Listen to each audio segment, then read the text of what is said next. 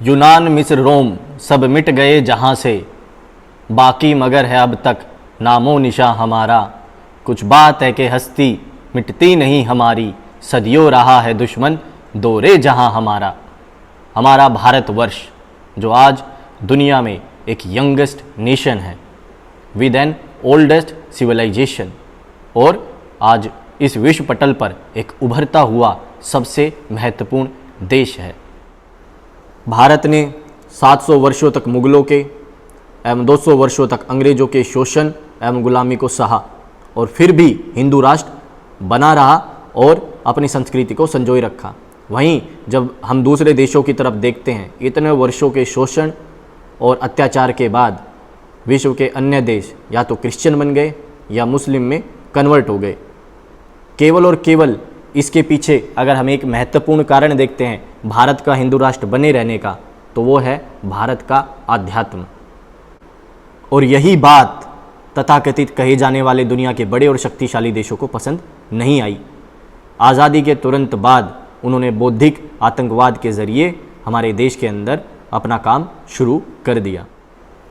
Globalisation का दौर आया और दुनिया बहुत छोटी और एक्सेसिबल होने लगी। इस ग्लोबलाइजेशन का प्रभाव हमारे रीति रिवाज, रहन सहन, वेशभूषा पर पड़ने लगा। ग्लोबलाइजेशन के कारण पनपे कॉर्पोराइजेशन एक धीमे जहर की तरह हमारे अंदर समाहित होने लगा। भारत कॉलोनाइजेशन की तरफ बढ़ने लगा। हमारे देश के अंदर बड़ी बड़ी फैक्ट्रियाँ, बड़े बड़े इंडस्ट्रीज़ स्थापित होने लगी। सबसे पहले इन्होंने हमारे स्वदेशी के विचार को ख़त्म किया, हमारे आश्रम के विचार को ख़त्म किया। दूसरा, इन्होंने हमारे समाज की सबसे छोटी इकाई जिसे हम परिवार बोलते हैं, उसको तोड़ने का लक्ष्य बनाया। फेमिनिज्म के द्वारा हमारे परिवार को तोड़ने की साजिश रची गई। हमारे त्योहारों को टारगेट किया गया। हमारे परिवारों में सबसे पहले सुबह उठकर भगवान का ध्यान लगाया जाता था, अपने आप को समय दिया जाता था। लेकिन अगर पानी आएगा तो आएगा 3 से 6, यानी सुबह उठते ही हमारा परिवार सामाजिक समस्याओं में उलझ जाए और अपने लिए समय ना निकाल पाए। तीसरा, उन्होंने हमारी ज्योग्राफी के ऊपर अटैक किया, हमारे अस्तित्व को लेकर सवाल खड़े करने शुरू किए। हमारे इतिहास के अंदर ऐसे विषयों को महिमा मंडित किया गया जिसको लेकर हमारे अपने आप को लेकर हीन भावनाएं उत्पन्न हो जाए। उदाहरण के लिए जब हम जर्मनी का इतिहास देखते हैं तो जर्मनी में हिटलर के पूरे इतिहास को हटा दिया गया है। आप कभी भी जाके देखेंगे तो हिटलर रोड नाम से वहाँ कोई सड़क नहीं होगी। वहीं दूसरी तरफ हमारे देश के अंदर औरंगजेब को एक विलन नहीं दिखाया जाता, बल्कि उसको पूरा महिमा मंडित किया जाता है। आप औरंगजेब रोड नाम से सड़कें हमारे देश के अंदर देख सकते हैं। चौथा काम जो उन्होंने किया, उन्होंने हमारे साहित्य को टारगेट किया। गीता के ज्ञान को छिपाया गया, आयुर्वेद, योग के ज्ञान का मजाक बनाया गया। मनुस्मृति जो पहला टेक्स्ट है गवर्नेंस का, डेमोक्रेसी का, उसका मजाक बनाया। चेतन भगत की हाफ गर्लफ्रेंड हमारे देश का साहित्य बन गया, और अशोक वाजपेयी जैसे लोग जो इंदिरा गांधी की तुलना में कविताएं लिखते थे, वो हमारे देश के साहित्यकार बन गए।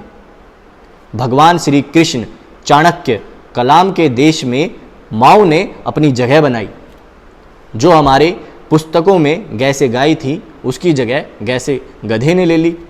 और हम देखते हैं कि कैसे 1967 में इंदिरा गांधी की माइनॉरिटी गवर्नमेंट में कैसे बौद्धिक आतंकवाद ने हमारे शिक्षण संस्थानों पर कब्जा किया।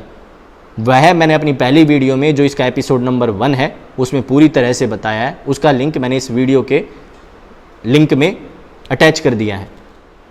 पांचवा जो उन्होंने किया, हमारे आध्यात्म के पीछे छिपे हुए विज्ञान को उन्होंने सामने आने नहीं दिया। जैसा हम देखते हैं कुंभ मेला जो 12 वर्षों में एक बार आता है, जो मेला हमारे जुपिटर की रोटेशन के ऊपर आधारित है, जो हमें हजारों साल से पता है। आज साइंस ने भी प्रूव कर दिया है कि कैसे जुपिटर पृथ्वी की हजारों सालों से रक्षा करता आया है। हम बात करते हैं सूर्य ग्रहण और चंद्र ग्रहण की। पहले तो हमारे पास ना नासा थी, ना इसरो था, तो हमें कैसे पता था? हजारों साल से ये विज्ञान हमारे से आध्यात्म में छिपा हुआ है। हमारे पंचांग जो पूरी तरह से वैज्ञानिकता पे आधारित हैं और जिसको संविधान सभा ने स्वीकृति दी थी, कैसे उनको हमसे दूर रखा गया। नीम हकीम खतराए जान कहकर कैसे हमारे हर्बल प्रोडक्ट्स का मजाक बनाया गया। गोबर के खाद की जगह केमिकल फर्टिलाइजर्स को बढ़ावा दिया और वापस से दुनिया फिर से वहीं उसी आयुर्वेद, उसी हर्बल प्रोडक्ट, उसी ऑर्गेनिक खेती की तरफ वापस आ रही है। वापस लौटकर सारा समाज उसी भारतीय अध्यात्म की तरफ वापस आ रहा है। दोस्तों, अगली वीडियो में हम और भी बहुत सी चीज़ों की चर्चा करेंगे। आज के लिए बस इतना ही। बस ये कहना चाहता हूँ कि हमारा जो इतिहास था, हमारा जो भूतकाल था, वो बहुत ही स्वर्णमयी था, गौरवमय था, और हमारा जो भविष्य होना है वो भी इससे भी ज़्यादा स्वर्णमयी होगा। तो हम अपने आध्यात्म को समझें, हम अपनी संस्कृति को समझें और उसको आगे बढ़ाएं। इन्हीं शब्दों के साथ मैं अपनी वाणी को विराम देता हूँ। जय हिंद, जय भारत, भारत माता की जय। नमस्कार।